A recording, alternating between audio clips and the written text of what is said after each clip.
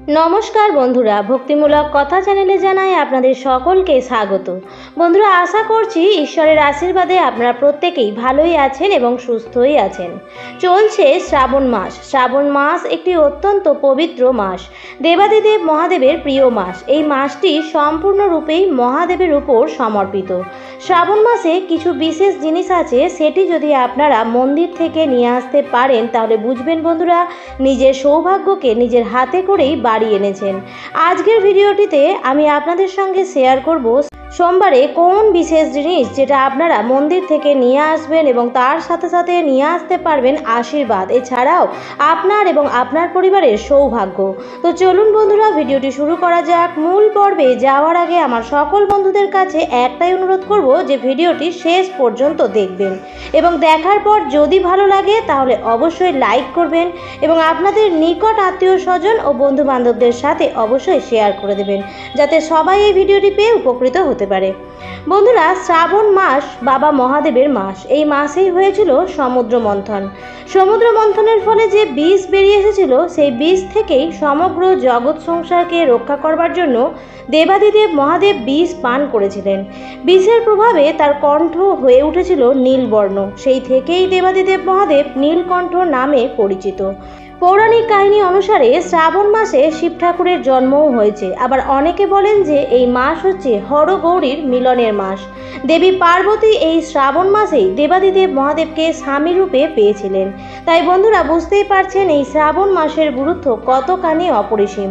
বাবার ভক্তরা সারা বছর অপেক্ষা করে থাকেন শ্রাবণ মাসের জন্য। তবুও 12টি মাসের মধ্যে যেরকম শ্রাবণ মাস, ঠিক সেরকমই সপ্তাহের 7টি দিনের মধ্যে সোমবার দিনটি বাবা মহাদেবের বিশেষ প্রিয়। তাই বন্ধুরা, আপনারাও শ্রাবণ মাসের সোমবার দিন শিব মন্দির থেকে সেই বিশেষ জিনিসটি নিয়ে আসার চেষ্টা করবেন। যদি আপনাদের ভাগ্য সাথ দেয় তাহলে অবশ্যই সেই জিনিসটি আপনারা নিয়ে আসতে পারবেন। এবং যদি বন্ধুরা সেই জিনিসটি আপনারা সফলভাবে বাড়িতে নিয়ে আসতে পারেন তাহলে বুঝবেন বন্ধুরা, আপনাদের সৌভাগ্য লক্ষ্যেও আপনাদের সাথে আপনাদের বাড়িতে এসেছেন এবং আপনারা কিছু দিনের মধ্যেই তার ফল দেখতে পাবেন। বন্ধুরা, শ্রাবণ মাসের প্রত্যেকটি দিনই শিব পূজার জন্য অত্যন্ত ভালো। তাহলেও শ্রাবণ মাসের সোমবারগুলির গুরুত্ব বিশেষ আছে এবং যে ব্যক্তি যেরকমভাবেই পারে সেরকমভাবেই সোমবার করে থাকে। অর্থাৎ কেউ যদি একটি সোমবার পারে তাহলে একটি সোমবার করে থাকেন। যদি 4টি সোমবারই কেউ পারেন উপোস রেখে পুজো করতে তাহলে 4টি সোমবারই করেন। বন্ধুরা, আমি একান্তভাবে অনুরোধ করব, যে কটি সোমবারই করুন না কেন অন্তত একদিন শ্রাবণ মাসের সোমবার চেষ্টা করবেন মন্দিরে গিয়ে বাবার পুজো দিতে। আমরা ঘরে তো শিব পুজো করেই থাকি, কিন্তু মন্দিরের একটা আলাদা গুরুত্ব অবশ্যই থাকে, সেটা তো আমাদের স্বীকার করতেই হবে। এবং যে সামগ্রীটি আপনাদের আমি নিয়ে আসতে বলবো সেটা মন্দির থেকেই নিয়ে আসতে হবে এবং চেষ্টা করবেন যখন সেই সামগ্রীটি নিয়ে আসবেন সেটা যেন কেউ না দেখে, অর্থাৎ সেই সামগ্রীটির উপর যেন কারোর দৃষ্টি না পড়ে, সেই বিষয়েও খেয়াল রাখবেন। একটা খারাপ দৃষ্টি যেমন ভালো কাজকেও আটকে দেয়, ঠিক সেরকমভাবেই একটি ভালো জিনিসের প্রভাবও খারাপ করে দিতে পারে। তাই চেষ্টা করবেন একান্তে সেই কাজটি করতে। প্রথম যে জিনিসটি মন্দির থেকে, বিশেষ করে মন্দিরের শিবলিঙ্গের কাছ থেকে নিয়ে আসতে পারেন তা হচ্ছে নীলকণ্ঠ ফুল। শ্রাবণ মাসে দেবাদিদেব মহাদেব গরল পান করে নীলকণ্ঠ হয়েছিলেন। শ্রাবণ মাসে শিব পুজোতে নীলকণ্ঠ ফুল অবশ্যই ব্যবহার করা হয় এবং আপনি চেষ্টা করবেন যে শ্রাবণ মাসের সোমবার দিন মন্দিরে গিয়ে শিবলিঙ্গে চড়ানো কোনো নীলকণ্ঠ ফুল বাড়িতে নিয়ে আসতে। যদিও শাস্ত্রতে অনেক গাছপালা ও ফুলের ধর্মীয় গুরুত্ব সম্পর্কে বলা রয়েছে, যেগুলি ঘরে রাখলে ইতিবাচক শক্তি বজায় থাকে। জ্যোতিষশাস্ত্রে বিশেষজ্ঞদের মতে অপরাজিতা ফুলেরও কিছু প্রতিকার আছে, যেগুলি অর্থ ও ব্যবসায় সাফল্য পেতেও সাহায্য করে। এই ফুল দেবাদিদেব মহাদেবের অত্যন্ত প্রিয়। ভগবান বিষ্ণুরও অত্যন্ত প্রিয় এই ফুল। তার সাথে সাথে বিষ্ণুর সঙ্গে দেবী লক্ষ্মীরও আশীর্বাদ পাওয়া যায়।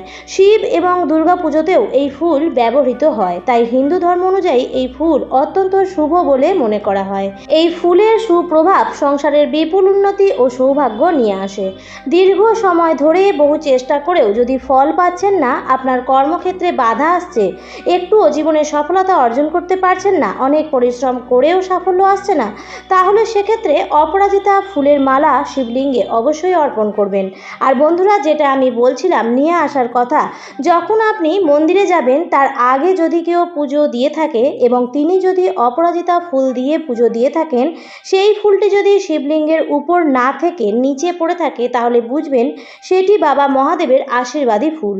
শিবলিঙ্গের উপর থেকে নিচে পড়ে যাওয়া নীল রঙের অপরাজিতা ফুল যদি আপনি বাড়িতে নিয়ে আসতে পারেন তাহলে বুঝবেন বন্ধুরা আপনার জীবনের সৌভাগ্যকে আপনি নিজের হাতে করে বাড়ি নিয়ে আসছেন।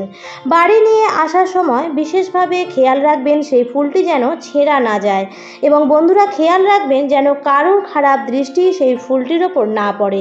সেই মন্দির থেকে বাবার প্রসাদী সেই নীল রঙের অপরাজিতা ফুলটি বাড়িতে নিয়ে আসবেন এবং তারপর সেই ফুলটি আপনার পরিবারের যে কজন ব্যক্তি আছেন সবার মাথায় সেই ফুলটি ঠেকিয়ে দেবেন এবং তারপর একটি হলুদ বা সাদা রঙের কাপড়ে মুড়িয়ে আপনার ঠাকুর ঘরে যদি কোনো আলমারি থাকে সেখানে রাখতে পারেন বা আপনার ঘরে যে আলমারি আছে তার লকারেও সেই ফুলটি রাখতে পারেন।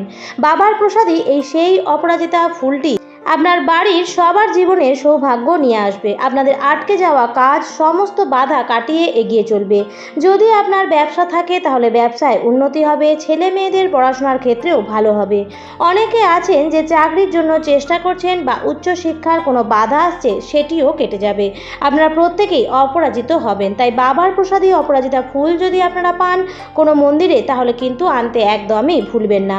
দ্বিতীয় যে জিনিসটি শিব মন্দির থেকে সোমবারে নিয়ে আসতে পারেন সেটি হচ্ছে বেলপাতা।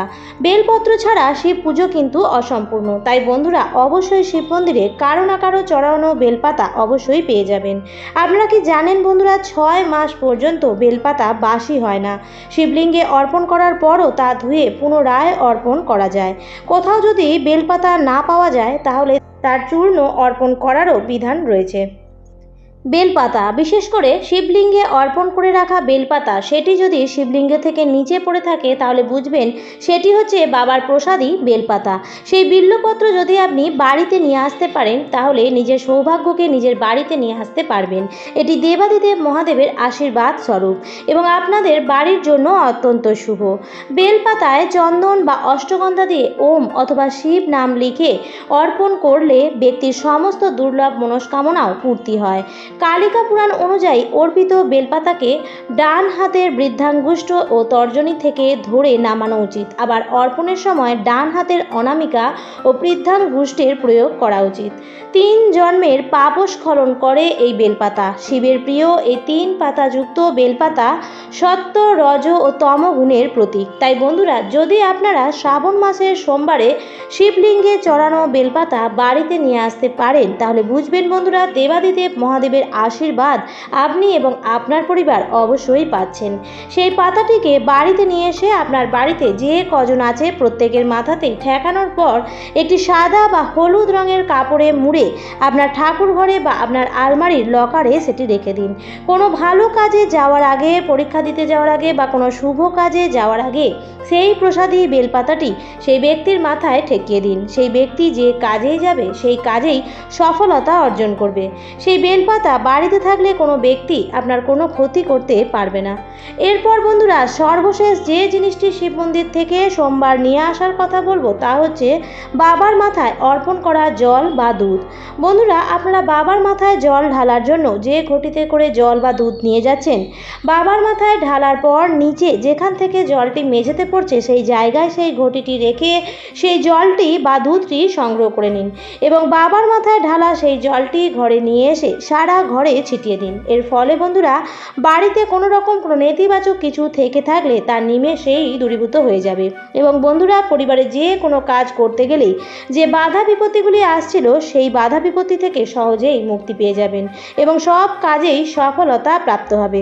তাই বন্ধুরা শ্রাবণ মাসে শিব মন্দির থেকে, বিশেষ করে শ্রাবণ মাসের সোমবারে শিব মন্দির থেকে এই 3টি জিনিস যদি সবার লোক চক্ষুর আড়ালে থেকে চুপচাপ নিয়ে আসতে পারেন তাহলে আপনার এবং আপনার পরিবারের শ্রীবৃদ্ধি এবং উন্নতি কেউই আটকাতে পারবে না। বন্ধুরা আজকের পর্বটি আমি এখানেই শেষ করছি। আশা করছি আজকের ভিডিওটি থেকে একটু হলেও উপকৃত হয়েছেন। তাই ভিডিওটি দেখে যদি ভালো লেগে থাকে তাহলে অবশ্যই লাইক, কমেন্ট, শেয়ার করবেন বন্ধুরা। আর যদি চ্যানেলে নতুন হন তাহলে অবশ্যই চ্যানেলটিকে সাবস্ক্রাইব করে আমার সাথে থাকবেন। দেখা হবে পরবর্তী নতুন কোনো ভিডিওতে। ভালো থাকবেন, সুস্থ থাকবেন। ধন্যবাদ।